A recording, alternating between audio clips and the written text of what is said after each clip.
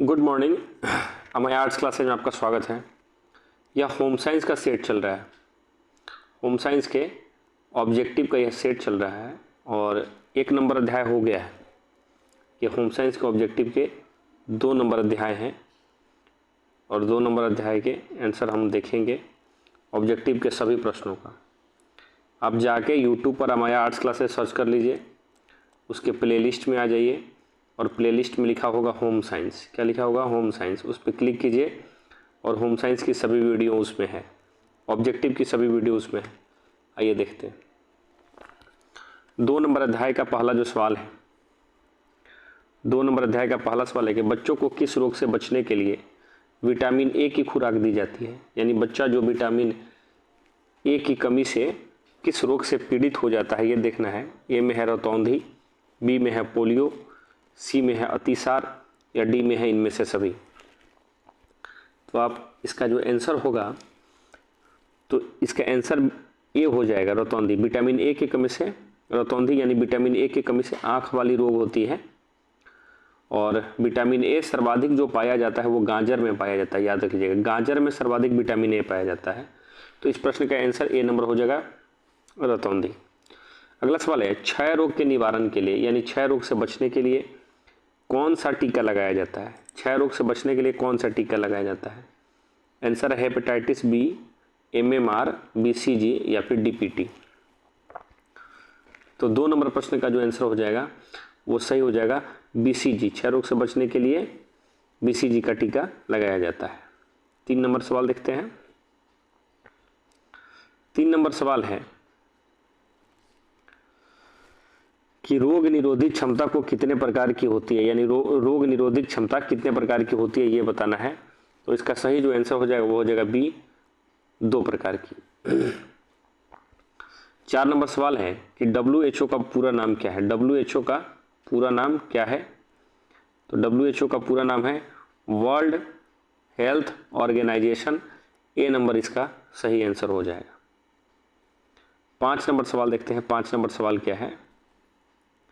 तो 5 नंबर सवाल है कि स्त्री के प्रथम दुग्ध स्राव को क्या कहते हैं। माने स्त्री के द्वारा जो प्रथम दूध का स्राव होता है उसे क्या कहा जाता है। इसका आंसर जो होगा वह हो जाएगा, ऑप्शन ए में है प्रथम आहार, ऑप्शन बी में है कोलेस्ट्रॉम, ऑप्शन सी में है माँ का दूध या डी में है पोषक आहार। इस प्रश्न का सही आंसर जो हो जाएगा वो हो जाएगा कोलेस्ट्रॉम। क्या हो जाएगा? कोलेस्ट्रॉम। बी नंबर इसका सही आंसर हो जाएगा। 6 नंबर सवाल है कि कुकर खांसी से बचने के लिए कौन सा टीका लगाया जाता है।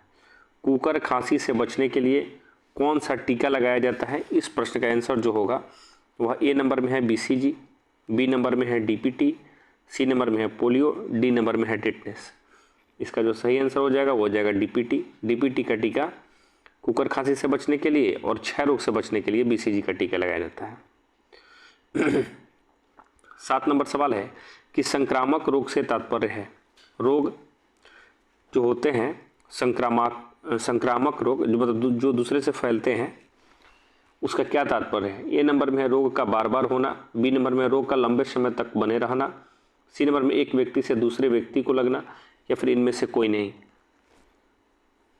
तो जो दूसरे से फैलता है उसी को क्या बोलते हैं? संक्रामक रोग बोलते हैं। तो एक व्यक्ति से दूसरे व्यक्ति का लगना कौन सा रोग कहलाएगा? संक्रामक रोग कहलाएगा। इसलिए इसका आंसर सी नंबर हो जाएगा। डी नंबर आंसर देखते हैं। डी नंबर सवाल देखते हैं, 8 नंबर सवाल देखते हैं। हैजा नामक रोग किस जीवाणु द्वारा फैलता है। हैजा जो रोग है वो किस जीवाणु के द्वारा फैलता है? इस प्रश्न का आंसर जो होगा वो होगा विब्रियो कोलेरी। ए नंबर इसका आंसर हो जाएगा। ए नंबर इसका सही आंसर हो जाएगा। 9 नंबर सवाल है रक्त का कौन सा कण जमने में सहायक है। रक्त का कौन सा ऐसा कण है जो जमने में क्या है? सहायक है। तो इसका सही जो आंसर हो जाएगा वो हो जाएगा, ऑप्शन अगर देखा जाए, ए नंबर में है लाल रक्त कण, बी नंबर में श्वेत रक्त कण, सी नंबर में है प्लेटलेट्स, डी में नॉट। तो इसका सही आंसर हो जाएगा सी नंबर प्लेटलेट्स। 10 नंबर सवाल है। 10 नंबर सवाल क्या है? सबको नोट कर लीजिएगा फेयर में आप लोग। 10 नंबर प्रश्न है कि परिसंचरण तंत्र का मुख्य अंग कौन है। परिसंचरण तंत्र का मुख्य जो अंग है वह हो जाएगा बी नंबर, हृदय। परिसंचरण तंत्र का जो मुख्य अंग है वह हो जाएगा हृदय। अगला सवाल देखते हैं 11 नंबर। 11 नंबर सवाल है कि ऑक्सीजन युक्त रक्त प्रभावित होता है कहाँ पे? ऑक्सीजन के साथ रक्त कहाँ प्रभावित होता है? शिराओं में, धमनियों में, सेल्स में, या इनमें से कोई नहीं?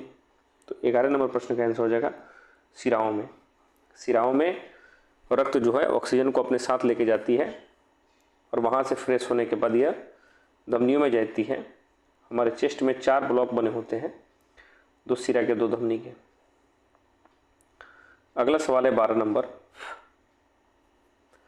12 नंबर सवाल देखते हैं, शरीर के रोगों से रक्षा के शक्ति को क्या कहते हैं? शरीर की रोगों से रक्षा करने की शक्ति को क्या कहते हैं? ए नंबर में है निसंक्रमण रोग, बी नंबर में है रोग प्रतिरोधक क्षमता, सी नंबर में है उद्दीपन इकाई, या डी में है इनमें से कोई नहीं। तो इसका सही जो आंसर हो जाएगा वो हो जाएगा बी नंबर, रोग प्रतिरोधक क्षमता।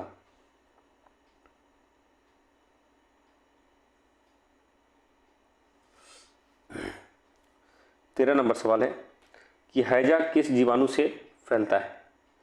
हैजा जो है वो किस जीवाणु से फैलता है उसको देखना है। ऑप्शन में है, ऑप्शन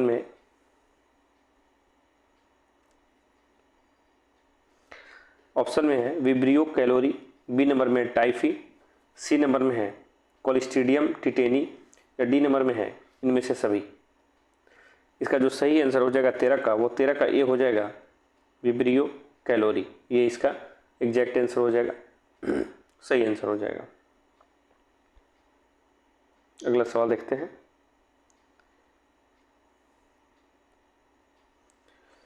चौदह नंबर सवाल देखते हैं।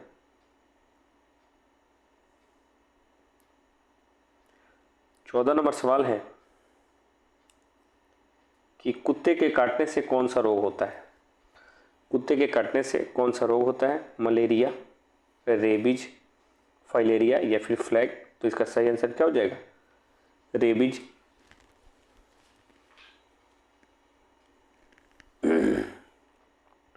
15 नंबर सवाल है कि डायबिटीज,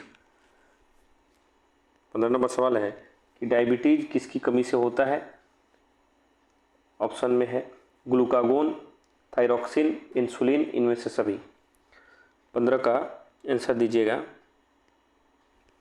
कि डायबिटीज यानी शुगर वाला रोग किसकी कमी से हो जाता है? तो इसका सही जो आंसर है वो है इंसुलिन।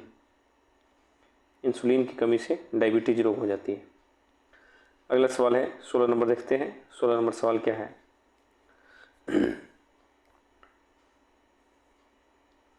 निम्न में से कौन सा पदार्थ विष संक्रामक नहीं है? कौन सा ऐसा पदार्थ है जो विष संक्रामक नहीं है? ए नंबर में है चूना, बी नंबर में ब्लीचिंग पाउडर, सी नंबर में पोटेशियम परमैंगनेट, और डी नंबर में है बोरोलिन। इसका जो सही आंसर हो जाएगा 16 का, वो हो जाएगा बोरोलिन। यह जो है वो विष संक्रामक नहीं है। आपके एग्जाम में इसके बाहर से एक सवाल नहीं आएगा, बस इसको निरंतर देखते रहिए।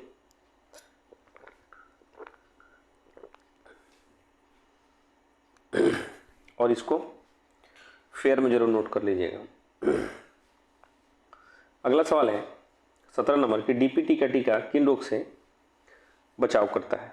ए नंबर में टाइफाइड, हैजा, बी नंबर में एड्स, सी नंबर में डिप्थीरिया और टिटनेस, डी नंबर में कैंसर।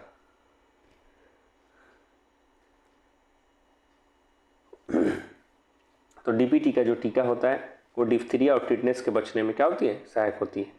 यह रोग से ये टीका बचाता है। अगला सवाल है 18 नंबर कि मच्छरों को काटने से कौन सा रोग होता है? मच्छरों को, या फिर मच्छरों के काटने से कौन सा रोग होता है? मलेरिया, अतिसार, कैंसर, या पोलियो। तो आप भी जानते हैं कि मच्छरों को काटने से मलेरिया या फिर डेंगू, जो ऑप्शन में अगर दोनों है तो दोनों हो जाएगा। 19 नंबर सवाल है हैजा शरीर के किस अंग को प्रभावित करता है? हैजा अगर रोग हो जाती है तो वो शरीर के किस अंग को प्रभावित करती है? ऑप्शन ए में है श्वसन तंत्र, बी में है त्वचा, सी नंबर में है पाचन तंत्र और डी नंबर में आँख। सही जो आंसर हो जाएगा वो हो जाएगा पाचन तंत्र। हैजा अगर किसी अंग को प्रभावित करती है तो अंग है पाचन तंत्र। मनुष्य का जहाँ पे भोजन पचता है उसी को ये डैमेज करता है। 20 नंबर सवाल है कि BCG का टीका किस रोग से बचने के लिए दिया जाता है? तो BCG का जो टीका होता है वह क्षय रोग से बचने के लिए दिया जाता है। विटामिन ए की कमी से रतौंधी रोग होता है। पोलियो वायरस जनित रोग है। अतिसार, गंदा पानी पीने से अतिसार हो जाता है, बुखार उखार। 21 नंबर सवाल है कि फेफड़ों को प्रभावित करने वाला रोग कौन है? फेफड़ों को कौन सा रोग ऐसा है जो प्रभावित करता है? तो निमोनिया जो रोग है उससे फेफड़े ज़्यादा प्रभावित होते हैं, तो इसका आंसर हो जाएगा निमोनिया। 22 नंबर सवाल है पोलियो से प्रभावित अंग कौन है? मोटा हो जाता है, मजबूत हो जाता है, सुंदर हो जाता है, बेकार हो जाता है। तो 22 नंबर सवाल में थोड़ा सा हमको मिसप्रिंटिंग लग रहा है। लिखना चाहिए कि पोलियो से प्रभावित अंग मतलब क्या हो जाता है, शरीर का कौन सा रूप हो जाता है। तो शरीर का जो रूप हो जाता है वो बेकार हो जाता है। कोई पैर ऐसा होता है, हाथ ऐसा होता है जो क्या होता है, अपंग हो जाता है। तो पोलियो से ये डी नंबर ऑप्शन सही है। 23 नंबर सवाल देखते हैं। 23 नंबर सवाल है कि ज्वार कितने प्रकार के होते हैं? तो ज्वार जो बाबू होते हैं वो 5 प्रकार के होते हैं। ज्वार 5 प्रकार के होते हैं। 24 नंबर सवाल है निम्न में से कौन सा पोषणहीनता से संबंधित रोग है? कौन सा ऐसा है जो पोषणहीनता से संबंधित रोग है?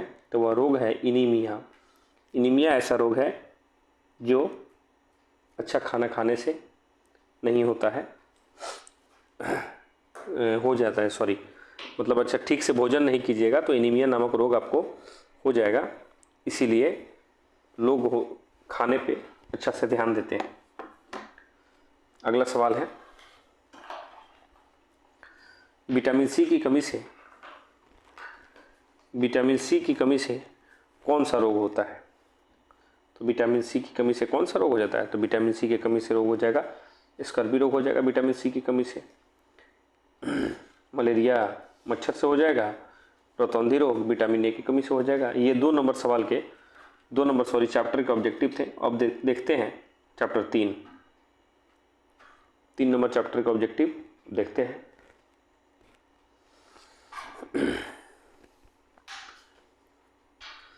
तीन नंबर चैप्टर के जो ऑब्जेक्टिव हैं उसको देखते हैं।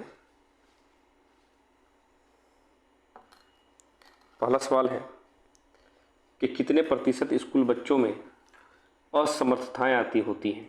मतलब कितने ऐसे स्कूल के बच्चे होते हैं जो अच्छे से योग नहीं हो पाते हैं, उनमें भिन्नता पाई जाती है। तो इसका सही जो आंसर हो जाएगा वो हो जाएगा 15%। 15% बच्चों में ये गुण पाए जाते हैं।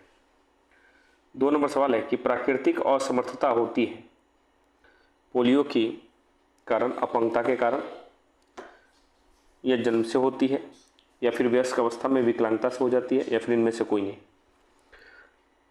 2 नंबर का जो सही आंसर हो जाएगा वो हो जाएगा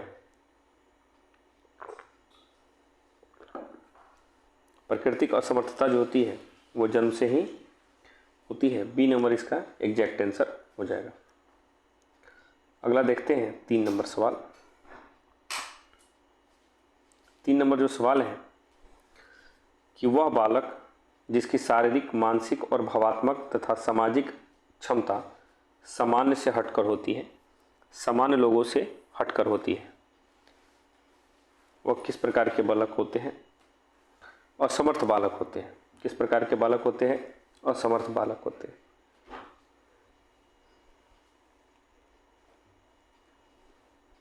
अगला सवाल है 4 नंबर सवाल देखते हैं कि सांकेतिक भाषा होती है, जो सांकेतिक भाषा होती है वह होती है अंधों के लिए, असामाजिक बच्चों के लिए, लुप्त अंग वाले बच्चों के लिए, या फिर गूंगे और बहरे बच्चों के लिए। तो हमेशा गूंगे और बहरे बच्चों के लिए यानी डी नंबर ऑप्शन जो है वो सांकेतिक बच्चों के लिए सबसे ज़्यादा क्या है, सबसे ज़्यादा उपयुक्त है।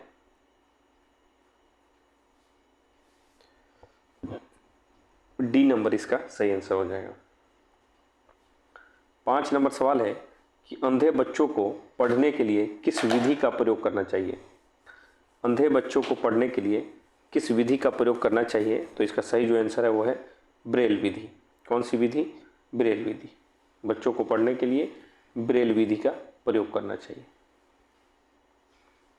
6 नंबर सवाल है कि बच्चों में असमर्थता हो सकती है जन्म से या फिर पूर्व से, या फिर जन्म के समय से, या फिर जन्म के बाद, या इनमें से सभी। तो 6 नंबर प्रश्न का जो सही आंसर हो जाएगा किसी भी समय में। बच्चों में असमर्थता ऐसी नहीं है कि बचपन से ही होती है या फिर युवा में होती है, वो कभी भी हो सकती है। 7 नंबर सवाल है कि मानसिक रूप से असमर्थ बालक किसे कहते हैं? अनपढ़ बालक को, आज्ञाकारी बालक को, जिसकी बुद्धि का विकास ठीक से नहीं होता, या फिर कुपोषित बालक को। तो इसका सही आंसर है जिसकी बुद्धि का विकास ठीक से नहीं होता है, वही ना असमर्थ बालक होगा। मानसिक बुद्धि से क्या होगा? कमजोर होगा, उसी को ना बोला जाता है असमर्थ बालक। जो कोई काम पे सोच ना पाए, जो कोई काम पे समझ ना पाए, उस पर ध्यान ना दे पाए, उसी को बोला जाता है असमर्थ बालक। आइए अब 4 नंबर अध्याय देखते हैं।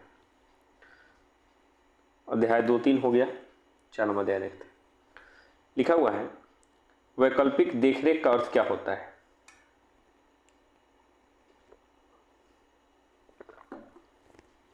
ए नंबर जो इसका आंसर है, माता पिता के बीमार पड़ने पर बच्चों की देखरेख, या फिर पिता द्वारा बच्चों की देखरेख, या फिर माता पिता की अनुपस्थिति में बच्चों की देखरेख। सी नंबर जो इसका आंसर होगा वो बिल्कुल क्या हो जाएगा? बिल्कुल सही हो जाएगा। इसका आंसर सी हो जाएगा। 2 नंबर जो सवाल है कि ICDS की स्थापना किस वर्ष हुई थी? ICDS की स्थापना किस वर्ष हुई थी? तो जो ICDS की स्थापना हुई थी उसका डेट जो है, सन जो है उसमें 1975 में हुई थी। इंटीग्रेटेड चाइल्ड डेवलपमेंट सर्विस इसका पूरा अर्थ होता है, फुल फॉर्म होता है। इंटी लिख लीजिएगा आप लोग, इंटीग्रेटेड चाइल्ड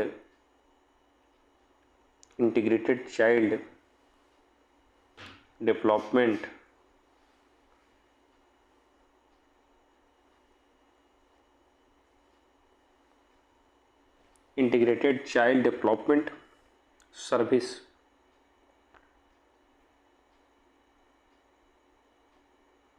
इसका क्या होता है? पूरा फॉर्म होता है। 1975 में इसकी क्या की गई थी? स्थापना की गई थी। अगला सवाल है कि शिशु सदन के किस नाम से बुलाते हैं? शिशु सदन को किस नाम से बुलाते हैं? स्कूल, आंगनबाड़ी, अस्पताल, शिशु सदन। 3 का जो सही आंसर हो जाएगा वो हो जाएगा शिशु सदन। 4 नंबर सवाल है कि मोबाइल शिशु सदन घूमती है। मोबाइल जो है वो शिशु सदन की तरफ घूमती है, बच्चों के साथ घूमती है, कर्मियों के साथ घूमती है, व्यवसायियों के साथ घूमती है, या फिर माता पिता के साथ घूमती है। तो ये हमेशा जो है कर्मियों के साथ घूमती है। अगला सवाल है ICDS का मुख्य लक्ष्य क्या है? ICDS का जो मुख्य लक्ष्य है वह है बच्चों और महिलाओं की देखरेख से संबंधित है। इसका पूरा रूप बच्चों और महिलाओं के देखरेख के लिए ICDS विभाग की बनाई यही है। अगला सवाल है क्रेंच में रखा जाता है, क्या रखा जाता है? आंसर जो है उसका 0 से 4 साल तक के बच्चों को रखा जाता है। ये कांच हो सकता है, क्रेंच की जगह पे कांच होगा, कांच में रखा जा सकता है 0 से 4 साल के तक के बच्चों को। कभी बच्चे ठीक से जन्म नहीं ले पाते हैं तो उनको ये बहुत इम्पोर्टेंट चैप्टर है, किशोरावस्था जो है भी यही चैप्टर है। इसको बारीकी से देखिएगा, इसको ठीक से समझिएगा आप लोग। चलिए पहला सवाल है किशोरावस्था में किशोर एवं किशोरियों का भोजन होना चाहिए, कैसा होना चाहिए? किशोरावस्था में किशोर एवं किशोरियों का भोजन होना चाहिए, कैसा होना चाहिए? 1 नंबर में है मसालेदार, बी नंबर में है सुपाच्य, सी नंबर में सभी पोषक तत्वों से भरपूर, पर्याप्त वाला या फिर आकर्षक। इसका आंसर सी नंबर हो जाएगा, सभी पोषक तत्वों से भरपूर और पर्याप्त मात्रा वाला। जो खाना होना चाहिए वो किशोर और किशोरिया मतलब युवा और युवाओं के लिए होना चाहिए। मोटापा घटाने के लिए क्या आवश्यक है? अगला सवाल है कि मोटापा को घटाने के लिए क्या आवश्यक है। तो मोटापा को घटाने के लिए जो आवश्यक है वह है हमेशा कम कैलोरी युक्त आहार का ग्रहण करना एवं परिश्रम करना। मोटापा कम हो जाएगा, आप ज़्यादा कैलोरी युक्त खाना नहीं खाएंगे और प्रतिदिन क्या करेंगे? व्यायाम करेंगे। प्रतिदिन व्यायाम करने से मोटापा कम हो जाता है। 3 नंबर सवाल देखते हैं, मोटापा का क्या कारण है? मोटापा का कारण है, एग्जैक्ट जो आंसर है वह है सभी। अनुवांशिकता, कम शारीरिक परिश्रम, उच्च कैलोरी युक्त अधिक भोजन ग्रहण, उपयुक्त सभी। डी नंबर इसका सही हो जाएगा। अगला सवाल है, मोटापे की स्थिति में क्या होती है? तो 4 का सही जो आंसर होगा वो हो जाएगा कि वसा में ऊतकों में क्या होता है? वसा की मात्रा एकत्र हो जाती है, यानी वैसा शरीर का क्षेत्र जहाँ पे फैट ज़्यादा है वहाँ पे और मांस क्या होता है? बढ़ने लगता है। इसीलिए मोटापा होने से वहाँ पे फैट हो जाता है और आदमी मोटा हुआ महसूस होता है। किशोरावस्था है, कौन सा अवस्था? किशोरावस्था है। तो आदर्शवाद अवस्था, यौन विकास की अवस्था और परिवर्तन की अवस्था, ये तीनों जो अवस्था है वो किशोरावाद अवस्था है। अगला सवाल है, उत्तर किशोरा अवस्था से आशय है, क्या आशय है? तो इससे जो आशय है वो है कि किशोरावस्था के अंतिम चरण में परिपक्वता। सी नंबर इसका आंसर हो जाएगा। अगला सवाल है 7 नंबर जो सवाल है वह सवाल है, एडोलसेंस शब्द का क्या अर्थ है? किस देश का शब्द है? किस भाषा का शब्द है? लैटिन है, जर्मनी है, अंग्रेजी है या फिर हिंदी है? अडल्ट की बात हो रही है, तो यह जो सही आंसर हो जाएगा वो हो जाएगा लैटिन। लैटिन भाषा का क्या है? ये शब्द है। 8 नंबर सवाल है, किशोरावस्था होती है, किशोरावस्था कैसी होती है ये बताइएगा। तो किशोरावस्था हमेशा बाल्यावस्था तथा वयस्क अवस्था के मध्य की अवस्था है। बाल्यावस्था और वयस्क अवस्था के मध्य भाग को किशोरावस्था कहते हैं। सी नंबर इसका एग्जैक्ट आंसर हो जाएगा। 9 नंबर सवाल है कि नवजात शिशु के लिए आवश्यक है। नवजात शिशु के लिए क्या आवश्यक है ये देखते हैं। ए नंबर में है शहद, बी नंबर में है भोजन, सी नंबर में है पानी और डी नंबर में क्षीरसार। तो 9 नंबर प्रश्न का उत्तर दीजिए आप लोग।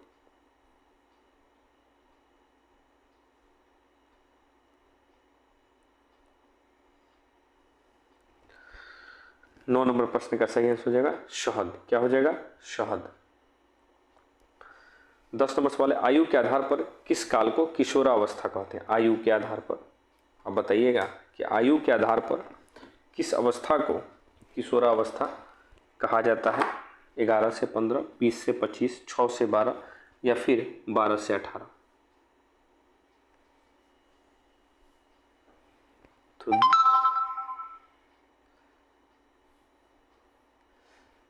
10 नंबर आंसर का सही जो आंसर है वो है 12 से 18। 11 नंबर सवाल है, 11 नंबर सवाल देखते हैं कि नर में शुक्राणु किस नलिका में स्थित होते हैं? तो इसका सही जो आंसर हो जाएगा वो है शुक्रवाहिका नली में। 12 नंबर सवाल है, निम्नलिखित में से कौन मानव शरीर की सबसे बड़ी ग्रंथि है? तो मानव शरीर की सबसे बड़ी ग्रंथि है यकृत यानी लीवर। अंतःस्रावी सबसे बड़ी ग्रंथि है। 13 नंबर सवाल है कि हार्मोनल असंतुलन का सामान्य लक्षण क्या है? पेट की चर्बी में वृद्धि, घबराहट और चिड़चिड़ाहट, अनिद्रा, उपयुक्त में से सभी। इस प्रश्न का सही आंसर हो जाएगा इनमें से सभी। हार्मोन जब असंतुलन हो जाएगा तो ये सभी रोगे पैदा होने लगेंगे। तो ये जो होम साइंस का सेट था या फिर होम साइंस का जो अध्याय है, ये होम साइंस का अध्याय है 2, 3, 4 और 5 और ये इतने चैप्टरों को हम बना दिए हैं पार्ट 1 में। पार्ट 1 लिख के मेरा थंबनेल है उसमें इतने चैप्टर हैं। पार्ट 2 में फिर आ जाएंगे फिर कुछ और चैप्टर आ जाएंगे, फिर ऐसे करते करते ऑब्जेक्टिव के कुल पार्ट 5 तक बनेंगे, जिसमें सभी चैप्टर आपके ऑब्जेक्टिव के इंक्लूड हो जाएंगे। आप विश्वास कीजिए, इसको बार बार देखिए, इसको बार बार पढ़िए और हो सके तो फेयर में इसको नोट कर लीजिए। ये 5 जो अध्याय हुए हैं 1 2 3 4 5, इसमें से आपके 10 से 15 सवाल आएंगे एग्जाम में, एकदम गारंटी है कि 10 से 15 सवाल आपके आने ही हैं। वीडियो अच्छा लग रहा है तो लाइक कीजिए, शेयर कीजिए और सब्सक्राइब कीजिए। और हाँ, यूट्यूब जो चैनल है अमाया आर्ट्स क्लासेज, उसके प्लेलिस्ट में चले जाइएगा और प्लेलिस्ट में जाइएगा और होम साइंस लिखा होगा, क्या लिखा हुआ, होम साइंस लिखा होगा। और होम साइंस में जाने के बाद उसमें चैप्टर 1 लिखा हुआ है, फिर ये पार्ट 1 लिखा हुआ है। तो पहले चैप्टर 1 देख लेनी है, फिर ये पार्ट 1 का वीडियो देख लेना है। वीडियो अच्छा लगेगा तो लाइक शेयर और सब्सक्राइब कर दीजिएगा। और चैनल में अगर अभी जुड़े हैं तो इसको फटाफट सब्सक्राइब कर दीजिए, क्योंकि प्रत्येक दिन शाम 6 बजे से लाइव क्लास चलती है ऑब्जेक्टिव सेटों की। तब तक के लिए गुड नाइट और आप सभी को शुभ रात्रि।